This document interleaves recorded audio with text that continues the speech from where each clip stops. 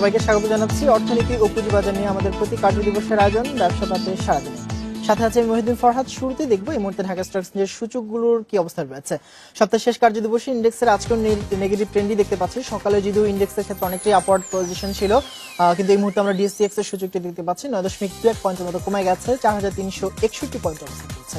বাকি দুটো ইন্ডেক্সের ক্ষেত্রে ডিএস30 কমেছে 2.30 পয়েন্ট, 1601 পয়েন্ট অবস্থান করছে। আর সরিয়া ভিত্তিক যে ইন্ডেক্সটি রয়েছে সেটি কমেছে 0.75 পয়েন্ট, 994 পয়েন্ট অবস্থান করছে। মোট লেনদেনও আমরা দেখতে পাচ্ছি আজকেও কিছুটা মন্দ হব। 97 কোটি টাকার শেয়ার মিউচুয়াল ফান্ডের ইতিমধ্যে লেনদেন হয়ে গেছে। অ্যাডভান্স ডিক্লাইনগুলোর ক্ষেত্রে গেনারের সংখ্যা থেকে দর হারানোর তালিকাটি একটু একটু করে বড় হচ্ছে এবং সেটির সংখ্যা এখন এই মুহূর্তে রয়েছে 116টি, আর দর বাড়ার তালিকা রয়েছে 63টি। শুধুমাত্র ইকুইটিগুলোর ক্ষেত্রে 120টি দর হারিয়েছে, আর দর বাড়ার তালিকা রয়েছে 56টি। মিউচুয়াল ফান্ডগুলোর চিত্র যদি দেখি, 8টি মিউচুয়াল ফান্ডের দর বেড়েছে, আর দর হারানোর তালিকা রয়েছে 7টি মিউচুয়াল ফান্ডের।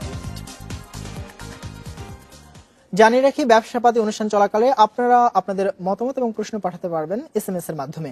আর এসএমএস পাঠাতে BIZ লিখে স্পেস দিন, এরপর নাম লিখে মতামত বা প্রশ্ন পাঠিয়ে দিন 16232 নম্বরে যে কোনো মোবাইল ফোন অপারেটর থেকে।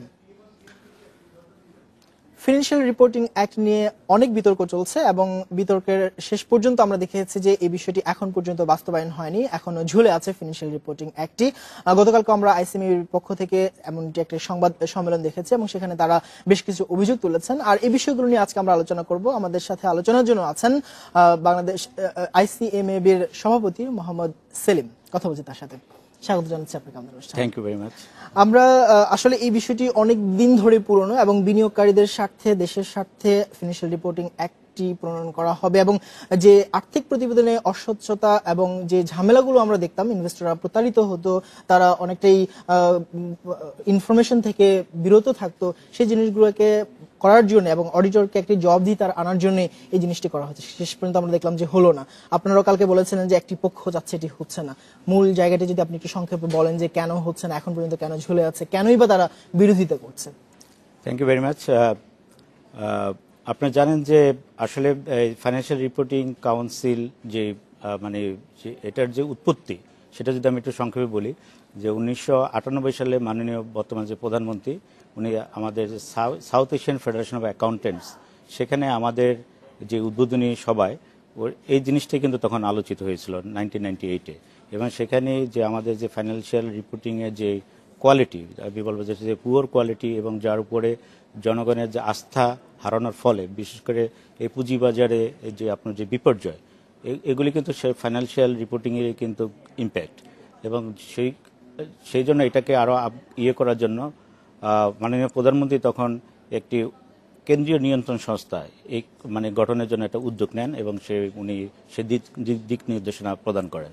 সেই আলোকেই কিন্তু এটা সূত্রপাত, এবং সেই আলোকেই আইসিএমএবি আমরা সরকারের সাথে এটা নিয়ে কাজ করতেছি। এবং মাননীয় প্রধানমন্ত্রী দিক নির্দেশনা পাওয়ার সাথে সাথেই আমরা 1998 সালে আমরা বাণিজ্য মন্ত্রণালয়ে আমরা প্রস্তাব প্রেরণ করি, এবং সেখানে আমরা 1999 সালে আমরা ড্রাফট একটা accounting and auditing standard board গঠন করার জন্য আমরা সেখানে প্রস্তাব প্রেরণ করি। সুতরাং আইসিএমএবি কিন্তু প্রথম থেকেই এটার সাথে জড়িত।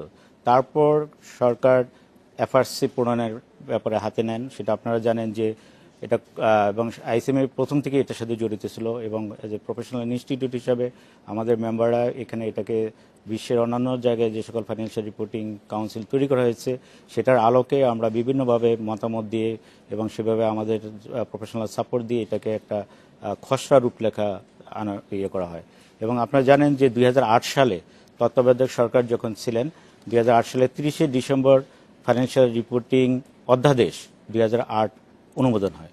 তারপর বর্তমান যে গণতান্ত্রিক সরকার আসার পরে ওই অধ্যাদেশকে কিন্তু তখন আর রেটিফাই করা হয় নাই।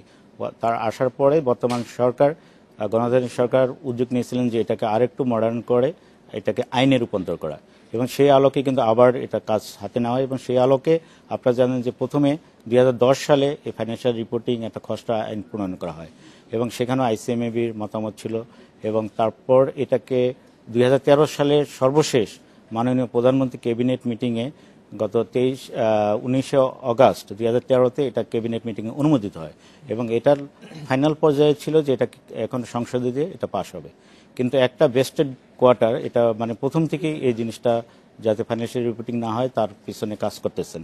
এবং সেটা মেইন উদ্দেশ্যটা হলো, আপনি জানেন যে পৃথিবীর সব জায়গায় ফাইন্যান্সিয়াল রিপোর্টিং, যেটা অ্যাক্ট বলেন বা কাউন্সিল বলেন, সেখানে কিন্তু স্বচ্ছতা এবং জবাবদিহিতা নিশ্চিত করার জন্য কিন্তু মেইন উদ্দেশ্য, যাতে বিনিয়োগকারীরা যাতে তাদের আস্থা ফেরত পেতে পারেন। সেই কারণেই কিন্তু এই একটা স্বতন্ত্র একটা রেগুলেটরি বোর্ড। আপনার কাছে কি মনে হয় আমাদের বিনিয়োগকারীরা এই বিষয়গুলো জানেন, তারাও ওয়েট করছেন যে কবে এটি পাস হবে এবং তারা এই জায়গাটিতে অন্তত ফিনান্সিয়াল স্টেটমেন্টের উপর ভরসা রাখতে পারবেন? আপনার কাছে কেন মনে হচ্ছে যে এটি এখন পর্যন্ত কেন হয়নি, কেন এখন পর্যন্ত সংসদে উত্থাপন হয় না? সেটা আমি যেটা একটা গ্রুপ এটা পিছনে অনেকদিন ধরে মানে কাজ করতেছেন যাতে জিনিসটা না হয়। আপনারা জানেন যে যখন এটা ক্যাবিনেটে যখন পাশ হলো, তখনও কিন্তু মাননীয় যে আমাদের যে অর্থমন্ত্রী, উনি কিন্তু চাচ্ছেন যে এটা খুব দ্রুত পাশ হোক, এবং কিন্তু ওই গ্রুপটা কিন্তু চাচ্ছে না যেটা পাশ হোক। এবং তারা বিভিন্ন পত্রপত্রিকার মাধ্যমে, আপনারা জানবেন যে বিভিন্ন পত্রপত্রিকার মাধ্যমে এটাকে বিভিন্নভাবে মিসলিডিং করে জনগণের ভিতরে একটা বিভ্রান্তিকর একটা পরিবেশ সৃষ্টি করতেছেন। মূল কারণটা হলো যে এখানে যে জবাবদিহিতা আসবে, যে আর্থিক যে একটা স্বচ্ছতার ভিতরে আসবে, এই জিনিসটা একটা সেকশন মানে চাচ্ছেন না। কারণ ধরেন আমি যদি ট্রান্সপারেন্ট থাকি, তাহলে তো আমার এখানে আসতে কোনো অসুবিধা নেই। কিন্তু আমি যখন ট্রান্সপারেন্ট থাকবো না, যখন আমি মানে আমার অডিটিং যে আমি যেটা সার্টিফিকেশন দিচ্ছি, সেখানে যদি আপনি জানেন যে আমাদের বর্তমানে যে বাংলাদেশের যে অডিটিং যে রিপোর্ট, এটার উপরে কিন্তু সেইভাবে জনগণের সে আস্থা নেই। এবং সেটার কারণেই কিন্তু পুঁজিবাজারে এই যে আমাদের বিভিন্ন সময় যে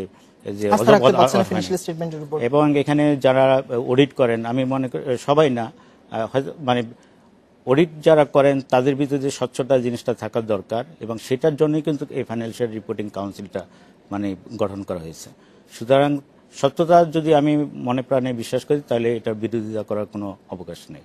এটা সবাইকে এটা মানে করা উচিত, এবং এটা দেশের স্বার্থে, অর্থনীতির স্বার্থে এবং সরকারের স্বার্থে এটা বাস্তবায়ন করা উচিত। কিন্তু তারপর আমরা দেখছি যে এটি হচ্ছে না, এখন পর্যন্ত ঝুলে আছে। আমি আরেকটি বিষয় একটু জানতে চাইবো, দুইটি সেপারেট বডি রয়েছে বাংলাদেশের কমার্স মিনিস্ট্রির আন্ডারে, আইসিএবি এবং আইসিএমএবি, অ্যাকাউন্টেন্ট যারা পেশাদার হিসাববিদ হিসেবে আমরা জানি। তো এই ক্ষেত্রে এক পক্ষ সব আগে থেকে আমরা এরকম কোনো কংক্রিট দেখিনি, শুধুমাত্র এফআরসির ক্ষেত্রে এই ধরনের প্রবলেমটি আমরা দেখছি যে এক পক্ষ বিরোধিতা করছে এবং আরেক পক্ষ করছে না। এবং আরেকটি বিষয়, অনেকেই আইসিএবির অনেকেও চাচ্ছেন এটি যাতে হোক, কিন্তু একটা জায়গায় তারা মতামত ব্যক্ত করছেন যে এটির যে ফরমেশন করা হচ্ছে সেটি তারা পরিবর্তন চাচ্ছেন। আপনার কাছে কি মনে হচ্ছে যে ফরমেশনটি এখন পর্যন্ত আমরা দেখেছি হয়েছে সেটি ঠিক আছে? আমি তো মনে করি যে ফরমেশনটা তৈরি করা হয়েছে, কারণ এটা কিন্তু অনেক দীর্ঘদিন ধরে কিন্তু ফরমেশনটা তৈরি করা হয়েছে, এবং যে ইন্টারন্যাশনাল যে পার্সপেক্টিভ বা বিশ্বের অন্যান্য জায়গায় যেভাবে এফআরসি প্রণয়ন করা হয়েছে, সেই আদলে কিন্তু এই বর্তমান যে আমাদের যে সর্বশেষ 2013 সালের যেই খসড়া যে মানে যেটা ক্যাবিনেটে পাস হয়েছে, সেটা সেই আলোকে করা হয়েছে। সুতরাং এখানে যারা আছেন, বিশেষ করে যতটুকু আমরা দেখেছি 2013 যে বাংলাদেশ ব্যাংকের গভর্নর, তারপরে আপনার সিকিউরিটি এক্সচেঞ্জ কমিশনের চেয়ারম্যান মহোদয়, তারপর আপনার এনবিআর এর চেয়ারম্যান মহোদয়, এবং ইন্স্যুরেন্স যে কন্ট্রোলিং যে একাডেমি আছে সেটার চেয়ারম্যান, প্লাস আইসিএমএবি এবং আইসিএবি দুজন প্রতিনিধি। সুতরাং এখানে তো মানে ইট ইজ এ ভেরি মানে গুড কম্পোজিশন, এবং সেখানে কোনো মানে কোনো পক্ষেরই কোনো আপত্তি থাকার কথা না। কারণ বাংলাদেশ ব্যাংকের যিনি governor, he controlling the whole economy. তারপর সিকিউরিটি এক্সচেঞ্জ কমিশনের যিনি chairman, he knows all the financial, এবং সেটা গ্লোবাল যে অ্যাসপেক্ট আছে, ইউকেতে গ্লোবাল প্র্যাকটিস অনুসারে সেটা আছে। আমি আরেকটি বিষয় একটু আনবো, যে এসএসসি আমরা জানি যে একটা নিয়ন্ত্রণী সংস্থা, Bangladesh BSC, Bangladesh securities and exchange commission, এবং সেখানে তাদেরও রেসপন্সিবিলিটি রয়েছে, তাদেরও অডিট রিপোর্টগুলো দেখার কথা, করার কথা। কিন্তু এই জায়গাটিতে অনেকে বলছেন যে এই যদি আলাদা আরেকটি বডি হয়, সেটি অনেকটাই অকার্যকর একটি প্রতিষ্ঠানে পরিণত হবে, এবং আইসিবির পক্ষ থেকে বলা হচ্ছে যে আইসিবি কে শক্তিশালী করলেই যথেষ্ট। আপনার কাছে কি মনে হয় আসলে আইসিবি এখন যে রোলটি প্লে করছে তা যথেষ্ট সন্তুষ্টপূর্ণ? না, আসলে আপনি যদি আমি যদি আরো পিছনে চলে যাই, সে 2002-তে যদি আপনি যান, যেমন আমেরিকাতে কিন্তু এটার প্রথম সূত্রপাত হয়, এবং সেখানে যে সার্ভেন্স অকলে অ্যাক্ট 2002, সেখানে কিন্তু আমেরিকাতে কিন্তু আগে বিশেষ প্রায় যে প্রফেশনাল যে ইনস্টিটিউটগুলি, আগে কিন্তু প্রফেশনাল ইনস্টিটিউটগুলির মাধ্যমে কিন্তু আপনার অ্যাকাউন্টিং স্ট্যান্ডার্ড কিন্তু প্রণয়ন করা হতো। কিন্তু যখন দেখা গেছে যে এই যে আর্থিক যে আমাদের বিবরণীতে যে মানে যে ইনট্রান্সপারেন্সি, বা সেখানে মানে যে বিনিয়োগকারীদের যে আস্থা, যে তারা যে হারিয়ে ফেললো। এবং বিশেষ করে আমেরিকাতে আমি যেটা বললাম, সেখানে কিন্তু তখন এই প্রফেশনাল ইনস্টিটিউটগুলি থেকে কিন্তু এটা ভিন্ন একটা নিয়ন্ত্রণকারী সংস্থা কিন্তু তখন তৈরি করা হয়। কারণ এটা যদি না করা হয় তাহলে আপনি কিন্তু আপনাকে সেভাবে কিন্তু কন্ট্রোল করতে পারবেন না, এবং আপনাকে কিন্তু একটা একক সংস্থা কিন্তু একটা একক সংস্থা উইকনেস বা সেটা কিন্তু বের করতে পারে না। এখানে যখন একটা বোর্ড থাকবে এবং সেখানে যখন বিভিন্ন ধরনের পেশাদারী প্রতিষ্ঠানের মানে পার্টিসিপেশন থাকবে, তখনই কিন্তু সমাজে কি চাচ্ছে, কি পরিবর্তন হচ্ছে, কি অ্যাকাউন্টিং স্ট্যান্ডার্ড কি হওয়া উচিত, রিপোর্টিংটা কি হওয়া উচিত, অডিটের দুর্বলতাগুলি কোন জায়গায় আছে, একটা রেগুলেটরি বডির মাধ্যমে কিন্তু এটা আনা সম্ভব। কোনো একক কোনো প্রতিষ্ঠানের ছত্রছায়া বা সেটা করা সম্ভব না। আমি আরো কয়েকটি বিষয় আমার জানার আছে এবং বিনিয়োগকারীদেরও ডেফিনেটলি জানার আছে। আমি তার আগে একটি বিরতি নিয়ে আসি, বিরতির পরেই এই বিষয়গুলো নিয়ে একটু আলোচনা করব। একটা বিরতি নিচ্ছি, একটু পরেই ফিরছি, সাথেই থাকবেন।